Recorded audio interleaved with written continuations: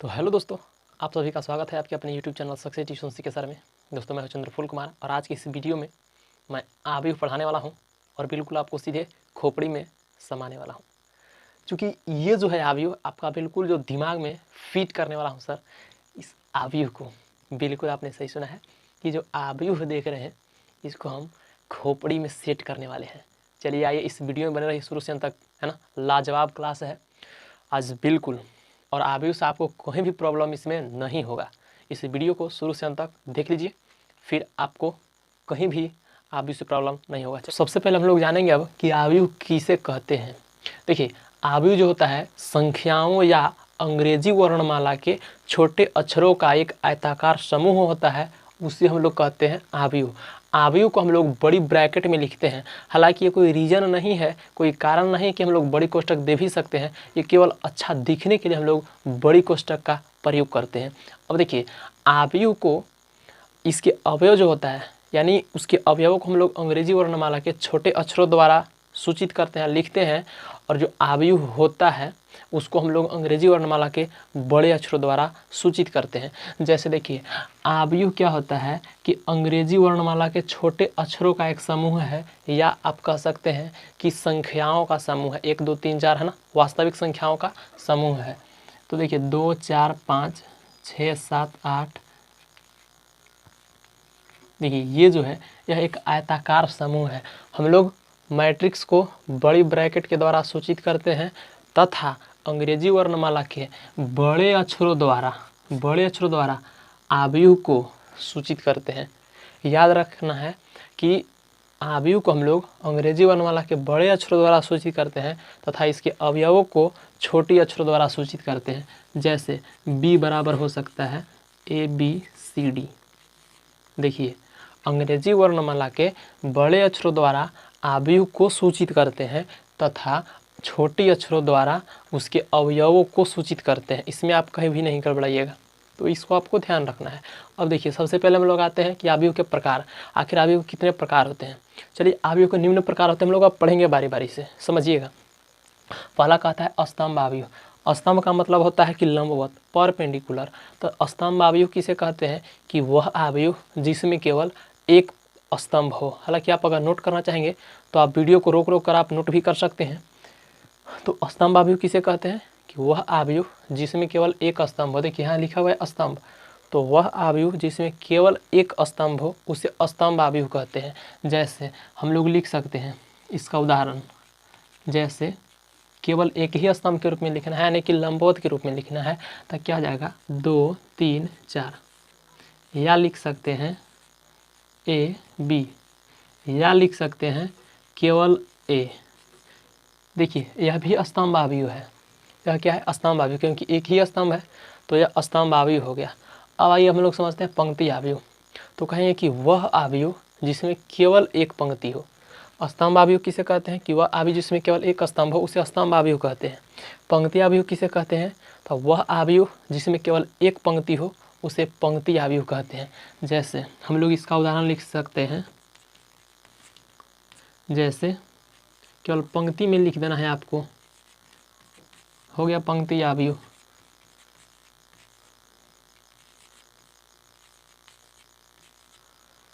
यह 3।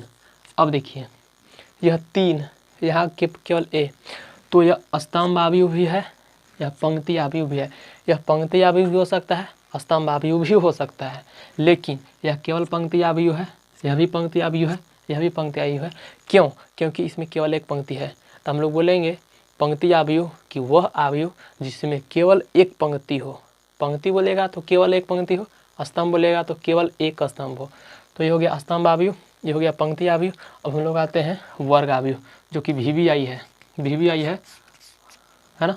तो इसको आप लोग अच्छा से पढ़िएगा। देखिए वर्ग आबीव किसे कहते हैं, वह आबीव जिसमें पंक्तियों तथा स्तंभों की संख्या समान हो। वह आबीव जिसमें पंक्तियों एवं स्तंभों की संख्या समान हो। इसका मतलब कि जब वो पंक्ति रहेगा उतना ही स्तंभ होगा, जितना पंक्ति होगा उतना ही स्तंभ होगा। तो देखिए, तो यहाँ पर क्या हो जाएगा से 2 3 4 5। देखिए यहाँ पर इसमें जितना पंक्ति है उतना ही स्तंभ है। जितना पंक्ति यानी दो पंक्ति, एक पंक्ति और एक ये यानी दो पंक्ति और दो स्तंभ, यानी जितना पंक्ति उतना ही स्तंभ रहेगा तो उसे हम लोग वर्ग आव्यूह कहते हैं। चलिए एक और उदाहरण ले लेते हैं, जैसे 2 4 5।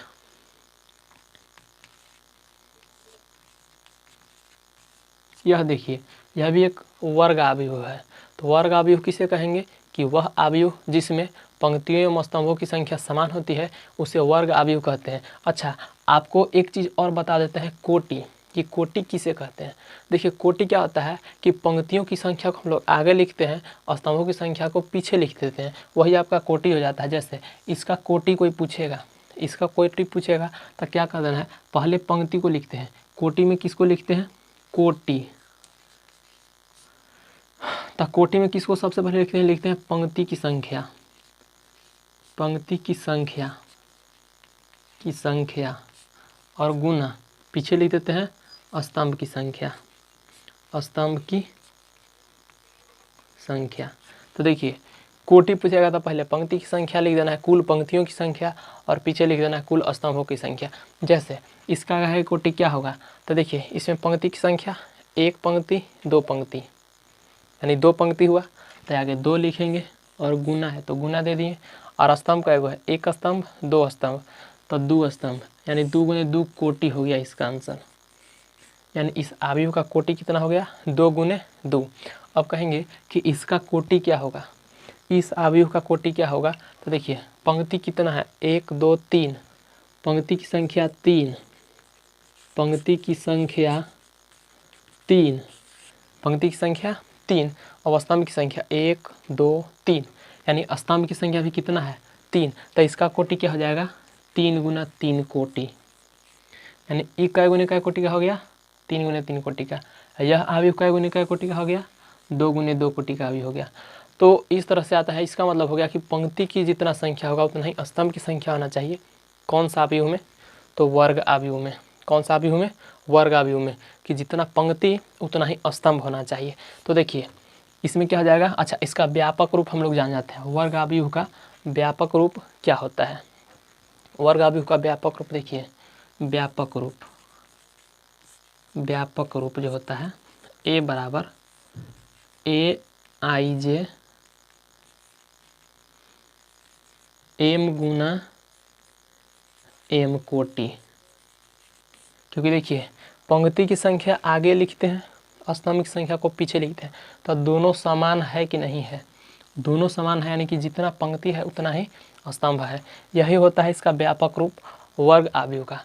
चलिए मैं इतना साफ करता हूँ, आगे बढ़ते हैं, आप इतना नोट कर लीजिए। तो चलिए हम लोग थोड़ा सा आगे देख लेते हैं। अच्छा एक बार रिवाइज कर देते हैं जिससे कि आपको दिमाग में बिल्कुल सेट हो जाए। तो देखिए, तो यहाँ पर सबसे पहले हम लोग क्या कहेंगे, स्तंभ आव्यूह। अच्छा पहले स्तंभ और पंक्ति आप लोग समझ ली। तो जरा देखिए, ये अगर इस रूप में रहेगा लंबवत तो इसको हम लोग बोलेंगे भैया क्या, स्तंभ। इसको क्या बोलेंगे, इसको बोलेंगे स्तंभ। अच्छा अगर क्षैतिज रहे, तो इसको हम लोग बोलते हैं पंक्ति। क्या बोलते हैं, पंक्ति बोलते हैं इसको। अगर इस रूप में रहे तो इसको हम लोग बोलते हैं पंक्ति। अब हम लोग समझेंगे इंग्लिश में इसको बोलते हैं कॉलम, इसको बोलते हैं रो। यानी पंक्ति को हम लोग क्या बोलते हैं, पंक्ति को बोलेंगे रो, स्तंभ को बोलेंगे कॉलम। आइए हम लोग समझते हैं। तो जो लंबवत रहेगा, खंभा की तरह खाड़ रहेगा, उसको हम लोग स्तंभ की तुलना में गिनते हैं, यानी कि स्तंभ गिनते हैं। और जो क्षैतिज रूप में लिखा रहता है उसको हम लोग पंक्ति के रूप में गिनते हैं। अब आइए समझते हैं। चलिए एक बार और आपको याद दिला देते हैं। स्तंभ आव्यूह, तो वह आव्यूह जिसमें केवल एक स्तंभ हो उसे स्तंभ आव्यूह कहते हैं। जिसमें केवल एक स्तंभ हो उसे स्तंभ आव्यूह कहते हैं। जैसे उदाहरण हमने लिखा था इस रूप में, केवल एक स्तंभ है, उसे हम लोग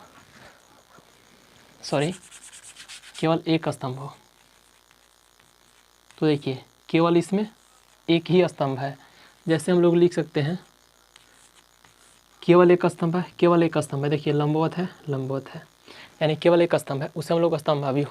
पंक्ति आव्यूह किसे कहेंगे, तो वह आव्यूह जिसमें केवल एक पंक्ति हो, वह आव्यूह जिसमें केवल एक पंक्ति हो उसे हम लोग पंक्ति आव्यूह कहेंगे। वर्ग आव्यूह, तो वह आव्यूह जिसमें पंक्तियों एवं स्तंभों की संख्या समान हो वह आव्यूह जिसमें पंक्तियों एवं स्तंभों की संख्या समान हो उसे हम लोग वर्ग आव्यूह कहते हैं। जैसे इसमें क्या होता है, वर्ग आव्यूह में 2 4 5 6, देखिए जितना पंक्ति है यानी क्षैतिज के रूप में जो रहता है उसको हम लोग पंक्ति बोलते हैं, जो लंबवत रहता है स्तंभ के रूप में उसको हम लोग क्या बोलते हैं, स्तंभ बोलते हैं। तो ध्यान दीजिएगा यहाँ पर पंक्ति भी दुगो है, स्तंभ भी दुगो है, यानी यह 2 गुने 2 कोटि का है आव्यूह। इसका कोटि क्या हुआ, 2 गुने 2 कोटि। अच्छा, इसका कोटि जरा आप बता सकते हैं तो पहले पंक्ति हम लोग लिखते हैं, पहले पंक्ति की संख्या, तो 1 पंक्ति और 1 2 पंक्ति, और पीछे स्तंभ ना, तो स्तंभ 1 है तो लिखेंगे 1, यानी 2 गुने 1 कोटि हो गया। हालांकि ऑब्जेक्टिव में पूछेगा कि कोटि क्या, इस एक आव्यूह दे देगा, उसका पूछ देगा कोटि की, इसका कोटि क्या होगा, आपको सर वहाँ पर सही आंसर करना होगा।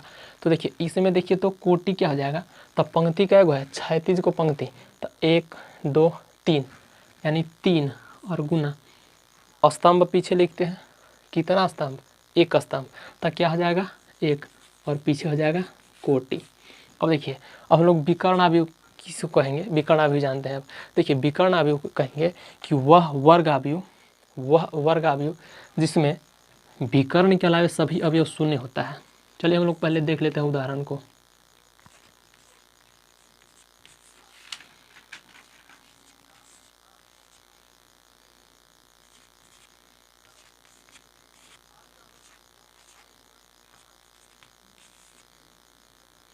देखिए बोलेंगे इसमें, इसका उदाहरण से आप याद रख सकते हैं इसका डिफिनेशन, वह वर्ग आव्यूह, हमेशा विकर्ण जब भी आएगा विकर्ण आव्यूह हमेशा एक वर्ग आव्यूह के रूप में ही आएगा। तब बोलेंगे कि वह वर्ग आव्यूह जिसके विकर्ण के अलावा यानी मुख्य विकर्ण के अलावा, यही होता है सर मुख्य विकर्ण, इसका ये मुख्य विकर्ण है, तब बोलेंगे कि वह वर्ग आव्यूह जिसके मुख्य विकर्ण के अलावे सभी अवयव शून्य होता है। देखिए मुख्य विकर्ण के अलावे सभी के सभी अवयव क्या है, शून्य है, 0 है। देखिए वह वर्ग आव्यूह जिसमें मुख्य विकर्ण के अलावे सभी अवयव शून्य हो उससे हम लोग विकर्ण आव्यूह कहते हैं। वह आव्यूह जिसमें मुख्य विकर्ण के अलावे सभी अवयव शून्य होता है उसे हम लोग विकर्ण आव्यूह कहते हैं। और विकर्ण आव्यूह जब भी आएगा तो एक वर्ग आव्यूह के रूप में ही आएगा सर, तो ध्यान दीजिएगा। तो ये उसका उदाहरण हो गया किसका, विकर्ण आव्यूह का।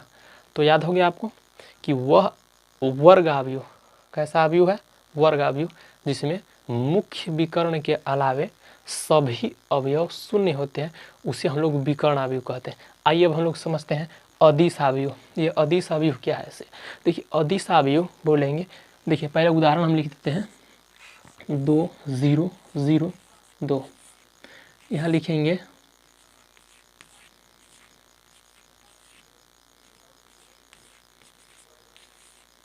देखिए अब 4 गुने 4 कोटि का भी ले सकते हैं क्योंकि हमेशा एक वर्ग आव्यूह होगा।